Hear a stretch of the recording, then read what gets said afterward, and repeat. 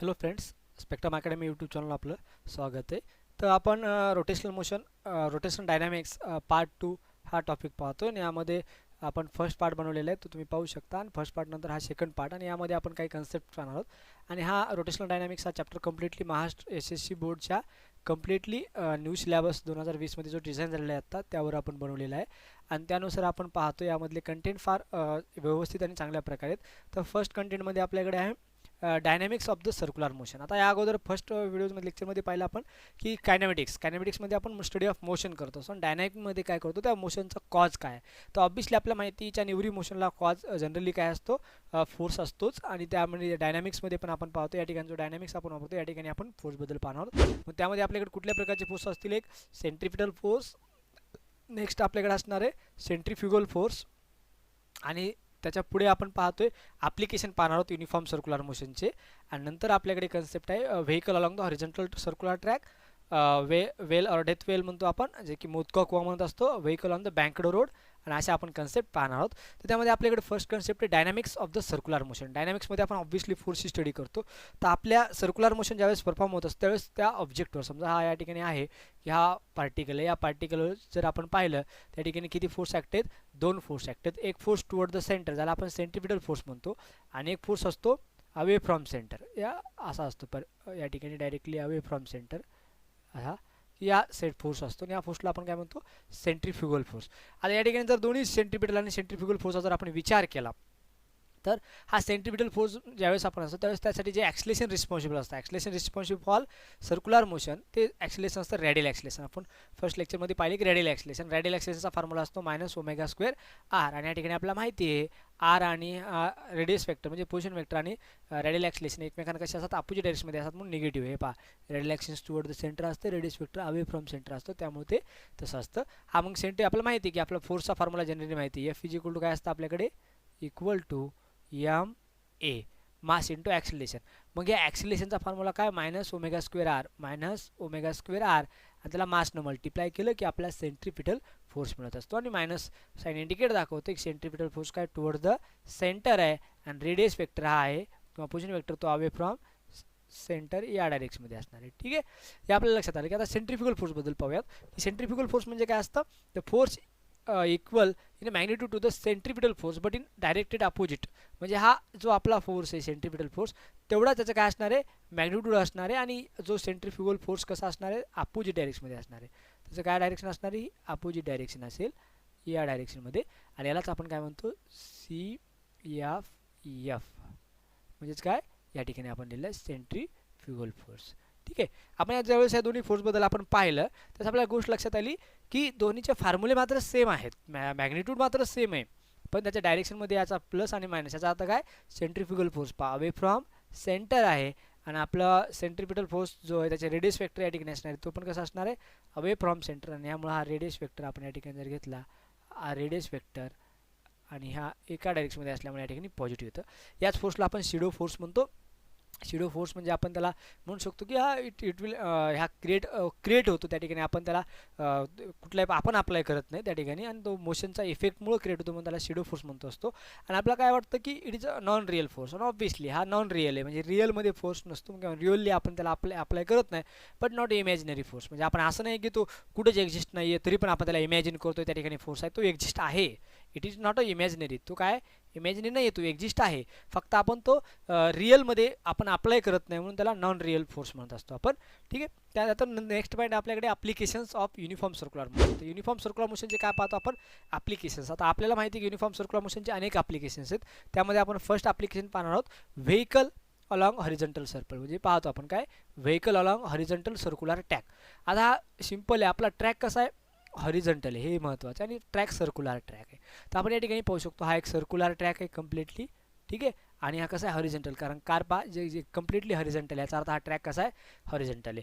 तर यावर जर आपण पाहिलं तर या ठिकाणी आपला काही फोर्स ॲक्ट झालेले दिसतील. तर पहिला फोर्स आहे वेट mg व्हर्टिकली डाऊनवर्ड. या कारवर ॲक्ट असलेला फोर्स, म्हणजे कार म्हणजेच आपण या ठिकाणी व्हेकल म्हणजेच कार घेतो, आणि या कारवर म्हणजेच व्हेकलवर ॲक्ट असलेला फोर्स म्हणजेच काय, वेट mg व्हर्टिकली कसं असतं डाऊनवर्ड असतं आणि त्याच्यावर जो आता दुसरा फोर्स त्याच्यावर ॲक्ट असला आहे तो नॉर्मल रिॲक्शन. त्याचं वेट जर त्या जमिनीवर रोड सरफेसवर काय करतोय एक वेट ॲक्ट करतोय तर त्याला एक नॉर्मल रिॲक्शन तयार होते. ती नॉर्मल रिॲक्शन म्हणजे काय असतं आपण n डिनोट करत असतो तो कसा असतो व्हर्टिकल म्हणजेच वरच्या डायरेक्शनला असतो. डाऊनवर्ड म्हणजेच काय खालच्या डायरेक्शनला आणि व्हर्टिकली अपवर्ड आणि व्हर्टिकली डाऊनवर्ड. व्हर्टिकल म्हणजे उभा असतो आणि व्हर्टिकली अपवर्ड आहे आणि हा व्हर्टिकली डाऊनवर्ड आहे. तिसरा फोर्स आपण वापरतो त्या ठिकाणी static friction between the road and tyre. हे जे की रोड आहे हा रोड आणि जे काही व्हेकलचे टायर्स आहेत यांच्यामध्ये एक फ्रिक्शनल फोर्स तयार असतो त्याला फोर्स ऑफ स्टॅटिक फ्रिक्शन म्हणतो आणि तो त्या ठिकाणी तयार होतो हा तिसऱ्या प्रकारचा फोर्स आहे. मग असे 3 फोर्स पाहत असतो. मग या ठिकाणी जर आपण हॉरिझॉन्टल रोड सर्क्युलर ट्रॅक पहा प्रत्येक कंडिशन वेगळे आहेत. बँकड होणार आहे नंतर अनबँकड असणार आहे त्यामध्ये कोएफिशिएंट ऑफ फ्रिक्शन असणार नसणार असे अनेक कंडिशन तयार होतात. म्हणून लक्षात ठेवा ही कंडिशन आहे हॉरिझॉन्टल सर्क्युलर ट्रॅक कसा आहे हॉरिझॉन्टल आहे म्हणून या ठिकाणी स्टॅटिक फ्रिक्शन. आता या ठिकाणी जर हा सर्क्युलर पाथ जर परफॉर्म करत असेल तर या डायरेक्शनमध्ये सेंट्रीपिटल फोर्स ॲक्ट होईल आणि या बाहेरच्या डायरेक्शनमध्ये सेंट्रीफ्युगल फोर्स ॲक्ट होईल. मग आपल्याला एक गोष्ट लक्षात आली की या ठिकाणी फोर्स ऑफ स्टॅटिक फ्रिक्शन जो काय force of static friction balances the centrifugal force. म्हणजे हा जो फोर्स ऑफ स्टॅटिक फ्रिक्शन आहे तो काय करतोय सेंट्रीफ्युगल फोर्सला बॅलन्स करतोय किंवा असं म्हणू शकतो तो काय करतोय सेंट्रीपिटल फोर्स प्रोव्हाइड करतोय किंवा सेंट्रीफ्युगल फोर्सला बॅलन्स करतोय. मग त्यामुळे आपण काय करू शकतो त्या ठिकाणी फॉर्म्युला लिहू शकतो स्टॅटिक फोर्सचा हा इथला फ्रिक्शनल फोर्स जो आहे या टायरमधला या डायरेक्शनमध्ये असलेला की त्याला लिहू शकतो एम आर ओमेगा स्क्वेअर किंवा त्यालाच आपण M V square divide by R असंही लिहू शकतो. दोन्ही फॉर्म्युले त्याचे म्हणजे हा आपल्याला स्टॅटिक फ्रिक्शनचा फोर्स झाला जो की काय करतो सेंट्रीपिटल फोर्स प्रोव्हाइड करतो मग त्याला इक्वल लिहितो. आता या ठिकाणी प्रश्न आला नॉर्मल रिॲक्शनचा.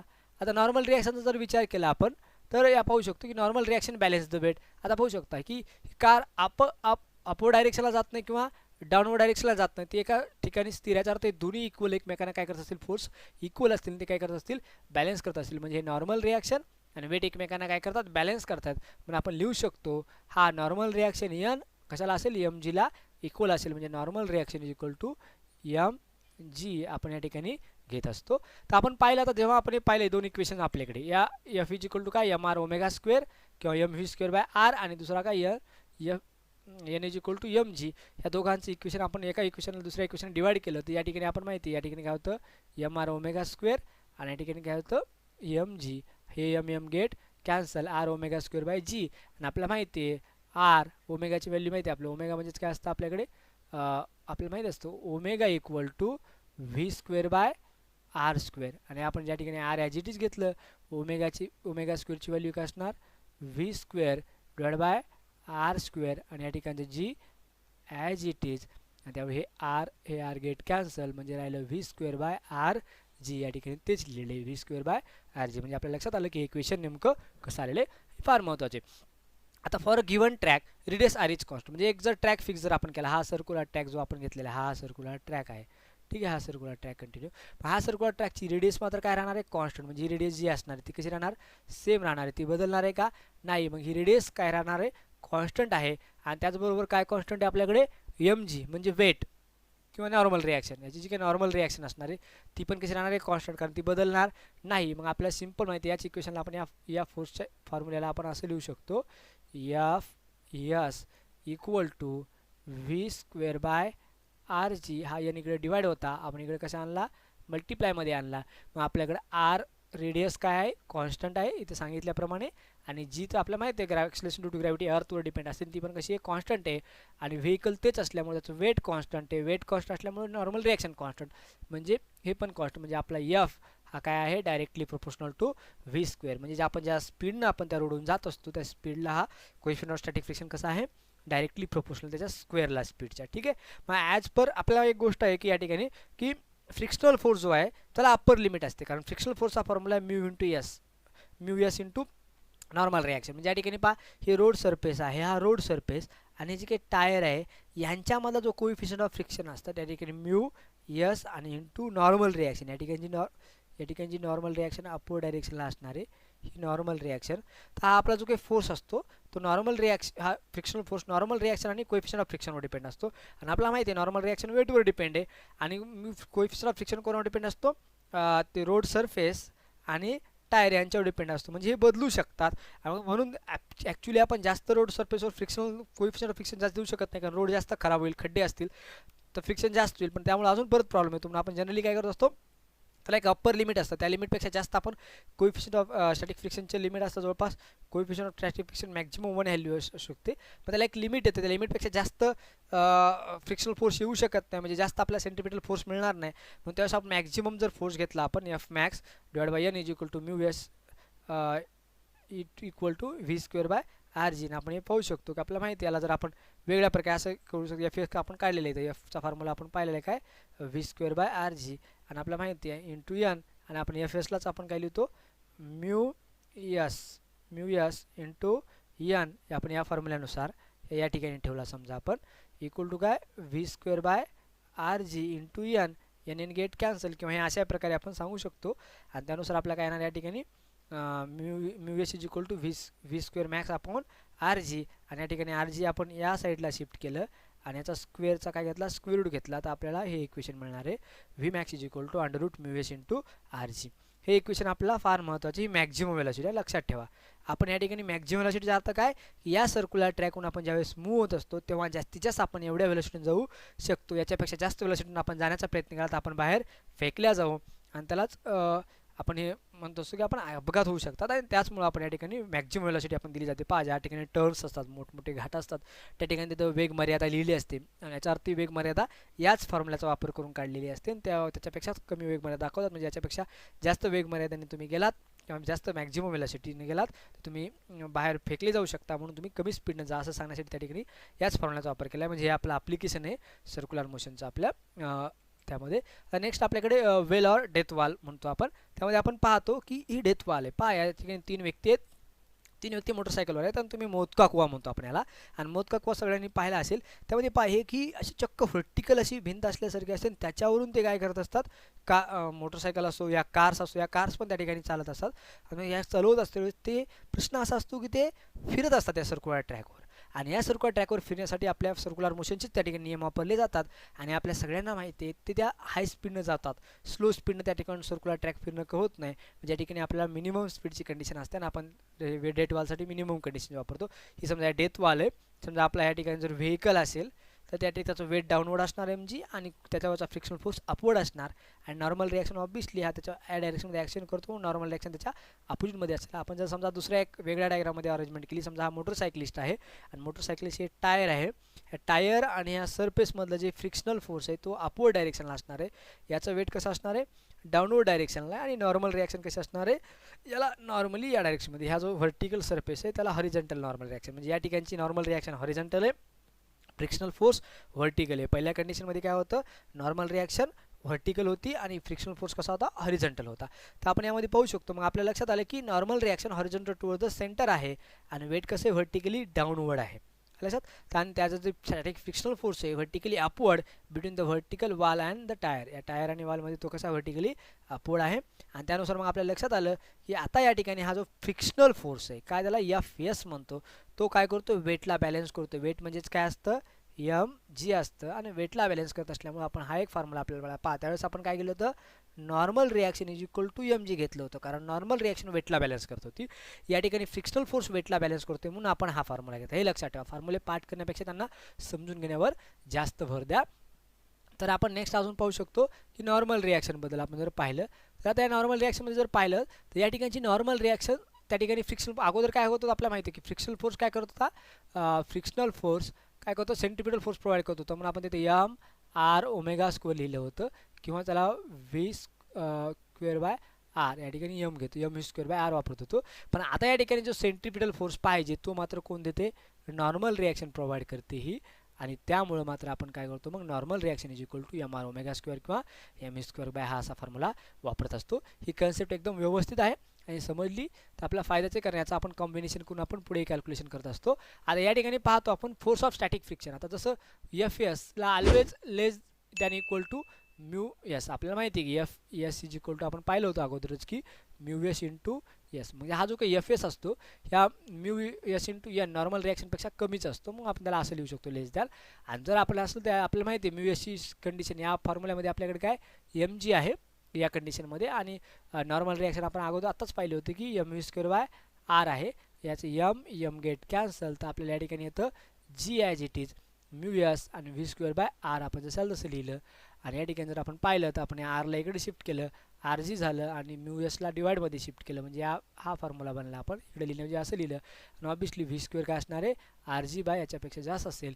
म्हणजे आपली जी व्हेलॉसिटी असणार आहे, मिनिमम व्हेलॉसिटी आपल्याला किती पाहिजे, एवढी पाहिजे. याचा अर्थ असा आहे की ज्यावेळेस आपण मोदका कुवामध्ये हे जे व्यक्ती आहेत आपण पाहिलं, आपण या ठिकाणचे हा व्यक्ती जर त्याला सर्क्युलर मोशन परफॉर्म करायचं असेल त्यासाठी मिनिमम व्हेलॉसिटी किती पाहिजे, त्याच्यासाठी minimum velocity under root R G divide by mu हे लक्षात ठेवा. आपण ज्यावेळेस व्ही मॅक्स पाहिलं होतं, मॅक्झिमम व्हेलॉसिटी, त्यावेळेस आपला फॉर्म्युला होता under root mu S R G. त्यावेळेस म्यू एस मल्टिप्लाय होतं आर जीला आणि मिनिमम व्हेलॉसिटी म्यू एस काय डिवाइडमध्ये. आता या दोघांमधला फरक काय, तर मॅक्झिमम व्हेलॉसिटी म्हणजे आपण त्या सर्क्युलर ट्रॅकवर जास्तीत जास्त तेवढ्या व्हेलॉसिटीनं जाऊ शकतो, त्याच्यापेक्षा कमी व्हेलॉसिटीनं आपण मूव्ह होऊ शकत नाही. आणि व्ही मिनिमम म्हणजे काय, कमीत कमी तेवढ्या व्हेलॉसिटीनं आपण त्या मोदका कुवामध्ये जाऊ शकतो डेथ वेलमध्ये.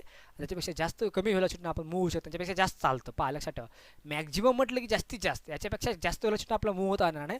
आणि मिनिमम म्हटलं की कमीत कमी, याच्यापेक्षा कमी व्हेलॉसिटीनं आपला मूव्ह होता येणार नाही. म्हणजे जे सर्क्युलर ट्रॅकवर मोदका कुवामध्ये जे मोटरसायकल अशी त्या डेथ वॉलमध्ये फिरवत असतात ते हाय स्पीडनंच फिरवतात, कारण त्यांची स्पीड या मिनिमम स्पीडपेक्षा कमी झाली की ते खाली पडू शकतात, म्हणून ते हाय स्पीडने फिरवतात. जर त्याला वाटलं की म्हणायचं बा मी 200पेक्षा 400 रुपये एक्स्ट्रा देऊ शकतो, तुम्ही स्लो स्पीडने फिरवा, तर ते फिरवतील का, नाही, कारण मिनिमम स्पीडपेक्षा कमी स्पीडने त्यांना फिरवता येत नाही. कारण तसं जर केलं तर ते खाली पडतील लक्षात. कारण त्या ठिकाणचा जो फ्रिक्शनल फोर्स आहे किंवा नॉर्मल रिॲक्शन आहे ती सेंट्रिफ्युगल फोर्स त्यांना प्रोव्हाइड करू शकणार नाही. तर आपला पॉईंट आहे vehicle on the banked road. तर व्हेकल ऑन द बँकड रोडमध्ये जर पाहिलं तर जेव्हा आपण एखादा बँकड रोड करण्यामागची गरज काय त्याबद्दल पाहूया. While taking a turn on horizontal road, the force of static friction between the tyres of the vehicle and the road provided the necessary centripetal force. म्हणजे आपण जेव्हा हॉरिझॉन्टल सर्फेसबद्दल आपण पाहिलं रोडबद्दल, त्यावेळेस आपला जो काही फोर्स लागणार आहे नेसेसरी सेंट्रिपिटल फोर्स, तो नेसेसरी सेंट्रिपिटल फोर्स कशामुळे भेटला होता, आपण स्टॅटिक फ्रिक्शन मुळे भेटला होता, स्टॅटिक फ्रिक्शनल फोर्समुळे. आणि the frictional force having the upper limit, आणि आपल्या सगळ्यांना माहिती की फ्रिक्शनल फोर्सला काय असतं, एक अप्पर लिमिट आहे. त्यामुळे काय होतं, its value is usually not constant as a road surface is not uniform. म्हणजे आपल्याला माहिती आहे F S is equal to आपल्याकडे mu S into normal reaction असते. यावेळेस ही म्यू एस जो फॅक्टर आहे तो कशावर डिपेंड असतो, रोड सरफेस आणि टायरवर डिपेंड असतो. आणि यामुळे आपल्याला माहिती की रोड सरफेस कधी पाऊस पडल्यामुळे ओला होतो, म्हणजे सरफेसची प्रॉपर्टी बदलते. आणि आपले टायर्स जे असतात व्हेकलचे, मोटरसायकलचे असो किंवा कारचे असो, जास्त दिवस वापरल्यामुळे त्यांची ग्रिप्स खराब होते आणि त्यामुळे ते स्मूथ बनतात. म्हणजे अशी गोष्ट झाली तर फ्रिक्शनल फोर्स काय होऊ शकतो, आपला बदलू शकतो. आणि हा स्टॅटिक फ्रिक्शनल फोर्स जर बदलला तर तो नेसेसरी सेंट्रिपिटल फोर्स प्रोव्हाइड करण्यासाठी त्याला प्रॉब्लेम येऊ शकतो. आणि तो त्यामुळे जो आपला फ्रिक्शनल फोर्स आहे तो काय नसतो, नॉट युनिफॉर्म, तो युनिफॉर्म नसतो. मग त्या मग रिअल लाईफमध्ये we should not depend upon it as far as possible. म्हणजे मग आपण काय करू शकतो की त्या फ्रिक्शनल फोर्सवर डिपेंड राहू शकत नाही, तो कधी बदलतो. पहा आपला एखादा मित्र जर असेल आणि तो जर कधी बदलत असेल तर तुम्ही त्या मित्रावर डिपेंड असता का, नाही. त्याचप्रकारे हा फ्रिक्शनल फोर्स कधी जास्त होऊ शकतो, म्हणजे रोड खराब झाला, म्हणजे त्यावरचे खड्डे पडले तर जास्त होऊ शकतो. आणि ज्यावेळेस पाऊस पडला तर त्याचा फ्रिक्शनल फोर्स कमी होऊ शकतो. म्हणजे आपण त्याच्यावर काय ठेवू शकत नाही, विश्वास ठेवू शकत नाही, किंवा त्याच्यावर अवलंबून वी शुड नॉट डिपेंड, आपण त्यावर डिपेंड राहू शकत नाही. त्यामुळे आपण काय करतो, फॉर दिस पर्पज, मग त्यासाठी आपण काय करतो, जो कर्व्ड सरफेस असतो आपला रोड सरफेस, त्याला आपण थोडं टिल्ट करतो. टिल्ट म्हणजे काय करून त्याला हॉरिझॉन्टलपासून थोड्या अँगलनं व्हर्टिकली थोडं वर उचलत असतो, आणि त्याच अँगल असतो, आणि त्याच अँगलला काय म्हणतो आपण अँगल ऑफ बँकिंग. आणि त्या प्रोसेसला काय म्हणतो, बँकिंग म्हणजेच काय, जो आपण या ठिकाणी पाहू शकता, या ठिकाणी आपल्याकडे कार आहे, या कारमध्ये हा हॉरिझॉन्टल रोड आहे, हा सरफेस आहे, हा हॉरिझॉन्टल सरफेस, आणि हा रोड सरफेस आहे. मग हॉरिझॉन्टल सरफेसपेक्षा रोड सरफेस सम अँगलनं वर नेणे, याच प्रोसेसला आपण काय म्हणतो, बँकिंग म्हणतो असतो. आणि याला अँगल ऑफ बँकिंग म्हणतो असतो. हा जो इथला अँगल थीटा आहे, हा थीटा काय आपल्याकडे अँगल ऑफ बँकिंग आहे. आणि हा अँगल ऑफ बँकिंग आपण ज्यावेळेस वापरत असतो त्यावेळेस आपण या ठिकाणचा थीटा या ठिकाणी फार महत्त्वाचा आहे. मग या ठिकाणी आपण पाहत असतो, फार कन्सिडर केलं, समजा vehicle to be a point and ignoring the या ठिकाणी आपण लक्षात ठेवा, ignoring the friction and other non conservative force like air resistance. लक्षात. आता इग्नोरिंग फ्रिक्शन, आपण पुढे फ्रिक्शनचा वापर करण्यात म्हणून लक्षात ठेवा, ही जी कंडिशन आपण पाहतो सध्या, ही फ्रिक्शनला इग्नोर करून करतो असतो. समजा या ठिकाणी फ्रिक्शन जर इग्नोर केलं तर या ठिकाणी फक्त दोन फोर्स ॲक्ट असतील. पहिला म्हणजे काय, weight M G vertically downward, याच्यावरचं जे काही वेट असणार ते एम जी व्हर्टिकली डाऊनवर्ड या ठिकाणी आपण पाहू शकतो. आणि दुसरा फोर्स म्हणजे काय असते, normal reaction perpendicular to the surface of the road, म्हणजे रोड सरफेस, या सरफेसला. म्हणजे नॉर्मल रिॲक्शन जी काय ती या रोड सरफेसला कशी असणार आहे, परपेंडिक्युलर असणार आहे. म्हणजे याला जर तुम्ही एक्सटेंड जर केलं आपण या ठिकाणी तर पाहू शकता एकमेकांना कशी त्या या ठिकाणी 90 अँगल तयार होतो आणि परपेंडिक्युलर आहे, याचा आता नॉर्मल रिॲक्शन परपेंडिक्युलर म्हणजे बा नॉर्मल रिॲक्शन व्हर्टिकल नाही तर थोडी टिल्ड आहे आणि हा टिल्ड झाला हा अँगल असतो, हा अँगल थीटा असणार आहे. जो आपण या ठिकाणचा थीटा हा पण अँगल काय असतो थीटा असतो. मग पाहू शकतो आपण the motion of the vehicle is along the horizontal circle, म्हणजे आपलं जे मोशन आहे ते हॉरिझॉन्टल सर्कलवर आहे आणि resultant force must be horizontal, आणि हा जो रिझल्टंट या ठिकाणी एक हॉरिझॉन्टल फोर्स असायला पाहिजे आणि त्यामध्ये towards the centre of the track, आणि हा या ट्रॅकचा सेंटर इथे कुठेतरी असणार आहे आणि towards the centre of track आपल्याकडे एन साइन थिटा एक फोर्स असणार आहे. आणि यावेळेस मग आपण पाहिलं तर मग सेंटरकडे असणारा ह्या एन नॉर्मल रिॲक्शनला आपण 2 कंपोनंटमध्ये डिवाइड केलं, एक आहे एन कॉस थिटा, दुसरा एन साइन थिटा. मग त्या ठिकाणचा जो एन कॉस थिटा आहे पाहू शकतो हा एम जी वेटच्या अपोजिटमध्ये, म्हणजे तो काय करतो वेटला बॅलन्स करतोय, म्हणून आपण लिहू शकतो N cos theta it is a vertical component balances the weight, आणि त्यामुळे आपण त्याचा फॉर्म्युला लिहू शकतो N cos theta is equal to M G. आपण पाठीमागं पाहिलं पाहिजे एस काय करतो वेट बॅलन्स करत होतं, सॉरी फ्रिक्शनल फोर्स काय करतो वेट बॅलन्स करत होता डेथ वेलमध्ये, म्हणजे त्यावेळेस आपण frictional force is equal to M G लिहिलं होतं, आणि ज्या ठिकाणी आपण हॉरिझॉन्टल रोडमध्ये नॉर्मल रिॲक्शन वेट बॅलन्स करत होती म्हणजे N is equal to M G लिहिलं होतं. पण या ठिकाणी नॉर्मल रिॲक्शनचा एक कंपोनंट म्हणजे एन कॉस थिटा वेटला बॅलन्स करतोय, म्हणून आपण N cos theta is equal to M G लिहिलेलं आहे या ठिकाणी. दुसरा जो कंपोनंट आहे हा साइन कंपोनंट. आपण साइन कंपोनंटबद्दल जर बोलायचं झालं तर हा साइन कंपोनंट काय करतो horizontal component balance the centrifugal force, म्हणजे पहा हे सर्क्युलर ट्रॅक जर या प्रकारचा जर सर्क्युलर ट्रॅक असेल तर या ठिकाणी सेंट्रिफ्युगल फोर्स या डायरेक्शनला असणार सी एफ एफ, त्याला आपण सेंट्रिफ्युगल फोर्स म्हणतो. मग सेंट्रिफ्युगल फोर्सला अपोजिटमध्ये कोण आहे साइन थिटा आहे, साइन थिटा काय करतो सेंट्रिफ्युगल फोर्सला बॅलन्स करतोय, म्हणजे आपण sine theta equal to centrifugal force म्हणजे एम आर ओमेगा स्क्वेअर किंवा एम स्क्वेअर बाय असं लिहू शकतो. मग या इक्वेशन दोन्ही इक्वेशनचा वापर करून आपण दोन्ही इक्वेशन एकमेकांना डिवाइड केलं हा एन कॉस थिटा आणि एन साइन थिटा, त्यावेळेस आपल्या ह्या सेकंड इक्वेशनला या इक्वेशनने डिवाइड केल्यानंतर N N get cancel, sine theta by cos theta tan theta लिहित असतो, हे एम एम गेट कॅन्सल, त्यामुळे आपल्या लक्षात येईल की sine theta divide by cos theta tan theta आणि व्ही स्क्वेअर बाय आर आणि जी हे V square by R G असं लिहू शकतो. मग आपल्याला जर स्पीड पाहिजे असेल मॅक्झिमम स्पीड आपण तिथं पाहिलं होतं काय tan theta is equal to V square by R G. Simple आहे आपण V square is equal to काय लिहू शकतो आर जी टॅन थीटा. मग त्यावेळेस आपण या व्ही इज इक्वल टू मग त्याचा स्क्वेअर आपण या ठिकाणी जर इकडं पुट केलं तर त्याचा स्क्वेअर रूट तयार होतो, या ठिकाणचा स्क्वेअर कॅन्सल होऊन ठीक आहे आपल्याला असं लिहू शकतो. आणि त्याच वेळेस आपला काय येणार या V is equal to under root R G tan theta. आता अँगल ऑफ बँकिंग करण्यासाठी आपल्याला माहिती आहे आपण पाहिलं होतं काय tan theta equal to V square by R G. आणि समजायला आपण असं ब्रॅकेटमध्ये घेतलं आणि हा टॅन इकडं आहे त्याला जर इकडं आणलं तर तो काय बनतो टॅन इनवर्स बनतो, म्हणजे इकडे राहिला फक्त theta, theta is equal to tan inverse of V square by R G. मग while designing the road this expression help us in knowing the angle of banking, म्हणजे ज्यावेळेस आपण रोड एखादा डिझाईन करत असतो त्यावेळेस हा अँगल ऑफ बँकिंग हा थीटा फार महत्त्वाचा असतो.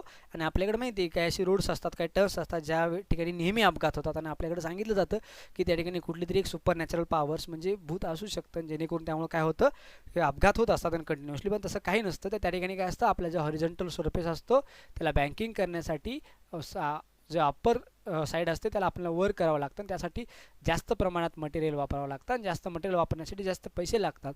आणि ते गुत्तेदार काय करतात त्या ठिकाणी त्या मटेरियल वाचवण्यासाठी त्या ठिकाणी ते कमी बँककडे करतात आणि अँगल ऑफ बँकिंग कमी झाल्यामुळे त्या ठिकाणी कमी स्पीडनं जावं लागतं आणि जास्त स्पीडनं गेलं की अपघात होतो, म्हणून आपण त्या ठिकाणी कंटिन्युअसली त्या ठिकाणी अपघात होत असतात. आता स्पीड लिमिटबद्दल बोलू तर if the vehicle is running exactly at the speed, जर आपलं vehicle exactly V H is equal to under root R G tan theta या स्पीडनं जर मूव्ह होत असेल तर आपण काय करू शकतो तर आपण त्यावेळेस मग आपण त्याला घेऊ शकतो की या ठिकाणी आता पाहू शकता स्पीड लिमिटसाठी आपण या ठिकाणी पहा की वेट आपण पाहू शकतो या ठिकाणचं व्हेकल आहे आणि व्हेकलचं वेट एम जी डाऊनवर्ड आहे पहिल्यासारखंच. Normal reaction perpendicular to the road, हा रोड सरफेस आहे आपला पहिला तसा, आणि नॉर्मल रिॲक्शन जी आहे ती या रोड सरफेसला कशी आहे परपेंडिक्युलर आहे. आणि आपण पाहू शकतो इन प्रॅक्टिस आपण ॲक्च्युअलमध्ये जर पाहिलं तर फ्रिक्शनल फोर्स आपण पहिल्या कंडिशनमध्ये काय घेतलं होतं फ्रिक्शनल फोर्स कन्सिडर काय केला होता आपण सरळ निग्लेक्ट केला होता, पण आपल्याला या ठिकाणी फ्रिक्शनल फोर्स निग्लेक्ट करता येत नाही. In practice vehicle never travel exactly with this speed, आणि या एक्झॅक्ट स्पीडने व्हेकल आपल्याला ट्रॅव्हल करता येत नाही ॲक्च्युअलमध्ये. For this speed other than this the component of the force of static friction between the road and tyre helps us to certain limit. मग आपल्याला या ठिकाणी ह्या रोड सरफेस आणि टायरमध्ये काही प्रमाणात का होईना त्या ठिकाणी स्टॅटिक फ्रिक्शन असतं ते कधी झिरो होत नाही. आणि ते स्टॅटिक फ्रिक्शन ते समजा या कंडिशनमध्ये तो या डायरेक्शनला असेल स्टॅटिक फ्रिक्शन तर याला आपण दोन कंपोनंटमध्ये रिझॉल्व करतो. हा जर अँगल थीटा असेल तर या ठिकाणचा आपण अँगल काय असतो थीटा असतो. मग आपला एफ कॉस थीटा आणि एफ साईन थिटा या दोन कंपोनंटमध्ये आपण या एफला रिझॉल्व करत असतो आणि त्यानंतर आपण पाहतो की मग त्यावेळेस आपली जी स्पीड असणार आहे ती स्पीड व्हेलॉसिटी v1 या कंडिशनला जेव्हा आपला फ्रिक्शनल फोर्स आउटवर्ड असतो त्यावेळेस ती व्हेलॉसिटी असते ती या अंडर रूट RG टॅन थिटापेक्षा कमी असते म्हणजे त्याच्या इक्वल नसते आणि त्यावेळेस मग आपल्याला M v1 square by R हे कसं असणार लहान असणार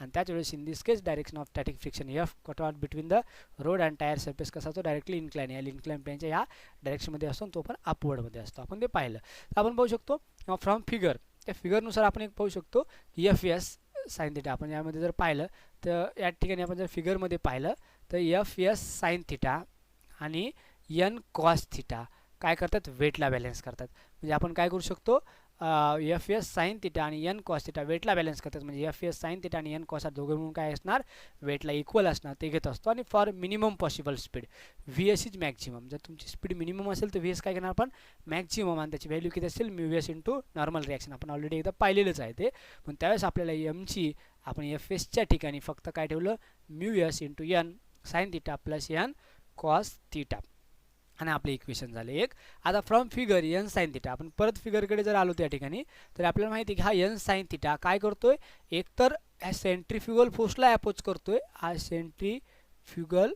फोर्सला अपोज करतो आणि या एफ कॉस थिटाला अपोज करतोय म्हणजे आपल्याला काय करावं लागेल या ठिकाणी की जो आपला फोर्स असणार आहे तर एन समजा M V square by R plus F S cos theta equal to N sine theta असेल कारण का M V square by centrifugal फोर्सला आणि एफ एस कॉस थिटाला कोण बॅलन्स करतो एन साईन थिटा बॅलन्स करतो आणि त्यामुळे आपण काय केलं मग या ठिकाणी त्याला हे करत असतो आपण त्या ठिकाणी हे इक्वेशन घेतलं आणि त्याच वेळेस आपला जो मग हा जो काही एफ कॉस थिटा आहे तिकडचा या साईडला आल्यामुळे F minus F cos theta झाला ठीक आहे मग या दोन्ही इक्वेशन 2ला जर इक्वेशन 1 डिवाइड केलं तर आपल्याला मिळणारे M V square by R हा या इक्वेशनला डिवाइड केला आपण आणि त्यावेळेस आपण काय करू शकतो मग लिहू शकतो सरळ या ठिकाणी एम गेट कॅन्सल होतं आणि व्ही या ठिकाणी येणार आहे आपल्याकडे काय V square obviously v1 square upon R G equal to आपल्याकडे येईल एन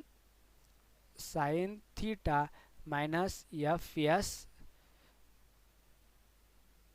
कॉस थिटा याला डिवायडेडमध्ये घेणार आपण mu S N sine theta plus N cos theta आता या ठिकाणी एक कन्सेप्ट आहे या ठिकाणी आपण या ठिकाणी एन आहे आणि एफ एसला पण आपण काय लिहू शकतो म्यू एस इंटू एन लिहू शकतो म्हणजे एक एन कॅन्सल होऊ शकतं कारण या दोघांतून एन कॉमन निघणार इथून एक एन कॉमन एन कॅन्सल होऊ शकतं आणि त्यावेळेस आपलं इक्वेशन असणार आहे sine theta minus mu S cos theta divide by mu into sine theta plus cos theta मग यावेळेस आपण काय करू शकतो या ठिकाणी इक्वेशनला खाली आणि वरी दोन्ही साईडला आपण कॉसने डिवाइड करू शकतो म्हणजे आपल्याला सरळ v1 square upon R G equal to जर आपण केलं तर हा साईन थिटा या साईन प्रत्येक क्वांटिटीला आपण कॉसने डिवाइड करूत साईन थिटा डिवाइड बाय काय असणार आहे cos theta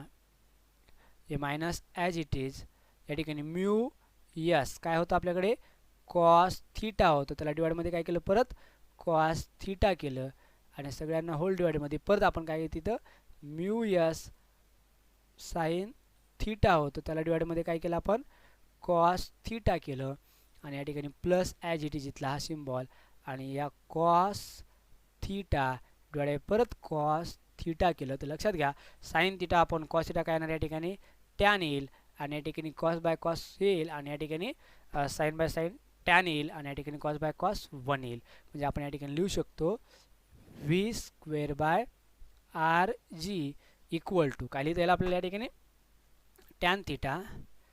tan theta minus mu S divided by काय लिहू शकतो आपण या ठिकाणी अजून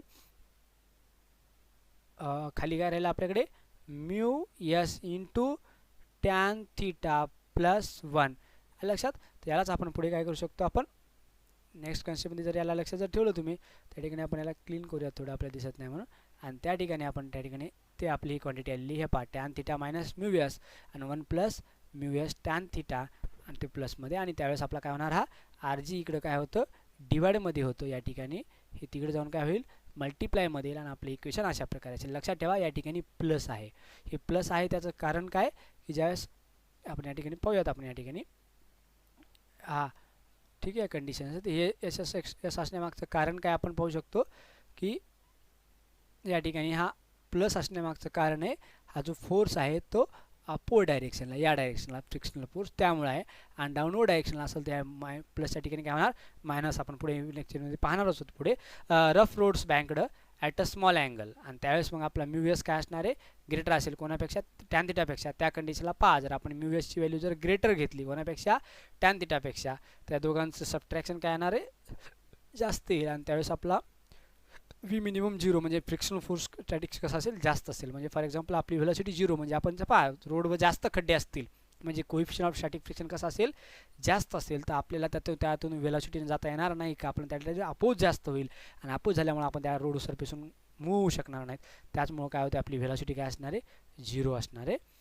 ठीक आहे तर आपण घेऊ शकतो नंतर तर पाहू शकतो आपण या ठिकाणी मग आपण for speed v2 is greater than under R G tan theta या कंडिशनला आपण लिहू शकतो M v2 square by R G equal to N sine theta. कारण आपल्याकडे या ठिकाणी एन साइन थिटा या ठिकाणी काय करतो सेंट्रिपिटल फोर्स प्रोव्हाइड करत असतो.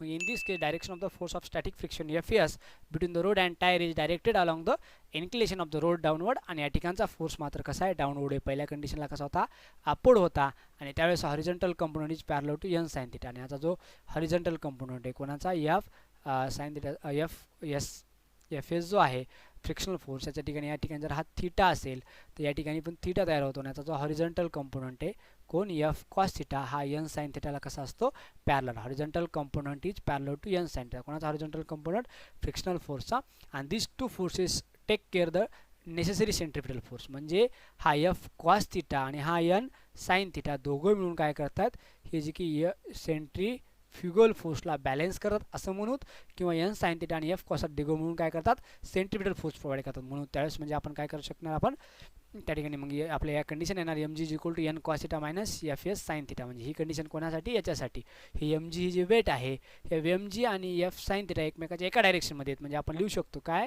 M G plus F S sine theta equal to N cos theta आणि याच ठिकाणी आपल्याला एफ साइन थिटा आपण जर त्या साईडला जर घेऊन गेलो तर आपल्याला हे इक्वेशन मिळतं M G equal to N cos theta minus F S sine theta. Equation आपण त्याला 4 म्हटलं आणि फॉर मॅक्झिमम पॉसिबल स्पीडसाठी एफ एस मॅक्झिमम केव्हा असतं म्यू एसची व्हॅल्यू काय असते फ्रिक्शनल फोर्सची व्हॅल्यू काय असते म्यू एस इंटू एन आपण ऑलरेडी पाहिलेलंच आहे. आणि त्या कंडिशनला आपण पाहू शकतो या ठिकाणी की एन साइन थिटा आणि एफ कॉस थिटा दोघं मिळून सेंट्रिफ्युगल फोर्सला बॅलन्स करतात. म्हणून आपण काय लिहू शकतो सेंट्रिफ्युगल नाही हा वरचाच फॉर्म्युला आहे. आपण एफ एसच्या ठिकाणी काय केलं आपण म्यू एस इंटू एन ही व्हॅल्यू पुट केली आपण या ठिकाणची.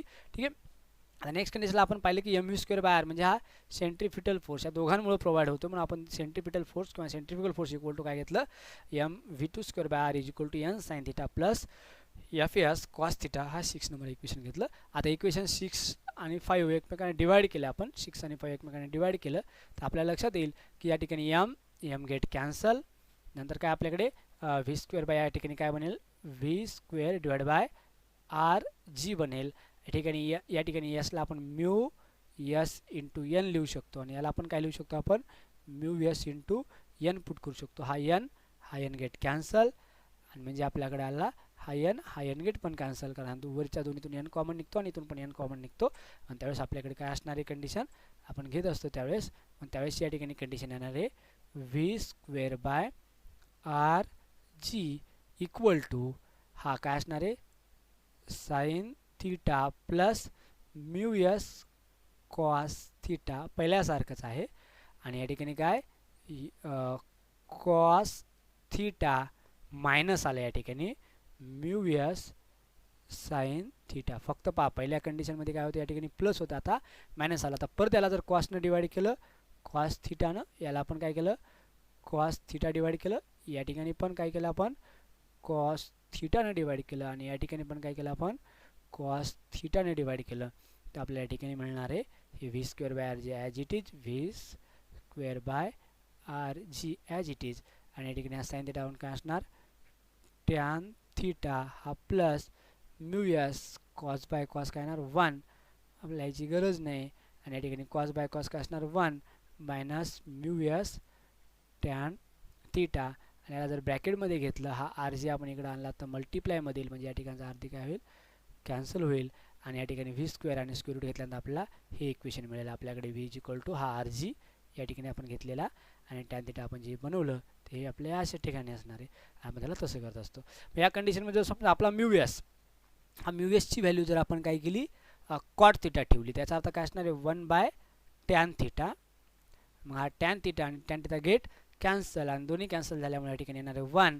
या ठिकाणी 1 हा -1, 1 - 1 काय येतं 0, आणि कुठल्याही संख्येला 0 डिवाइड केलं तर उत्तर काय येतं इन्फिनिटी, म्हणून आपली व्ही मॅक्सची व्हॅल्यू काय येणार इन्फिनिटी येईल. पण but for mu S maximum किती असू शकते 1 असू शकते, त्याच्यापेक्षा जास्त कधीही येत नाही. व्ह्यू मॅक्झिमम 1 येऊ शकत असल्यामुळे आपल्याला त्या ठिकाणी काय करावं लागेल, धस फॉर आपल्या पर्पजसाठी आपल्याला काय करावं लागणार आहे टॅन थीटा. मग आपण काय करू शकतो, जर आपण या टॅन थीटाला आपण जर या ठिकाणी एकदा क्लीन करूयात, या ठिकाणी जर आपला टॅन थीटा आपण जर काय केला 45 डिग्री केला जवळपास समजा, पण टॅन 45ची व्हॅल्यू किती असते 1, आणि म्यू एसची व्हॅल्यू पण किती झाली आपल्याकडे 1, म्हणजे 1 × 1 काय असणार 1, आणि 1 - 1 काय असणार 0. म्हणजे आपल्याला ज्यावेळेस ह्या दोन कंडिशन आहेत, mu S is equal to cot theta ठेवलं तरी व्ही मॅक्झिमम इन्फिनिटी येणार, आणि theta is equal to 45 degree आणि mu max is equal to 1 ठेवलं तेव्हा आपल्याला व्ही मॅक्स काय येणार इन्फिनिटी येणार. म्हणजे दोन्ही कंडिशनला आपल्याला त्या ठिकाणी मिळू शकतं.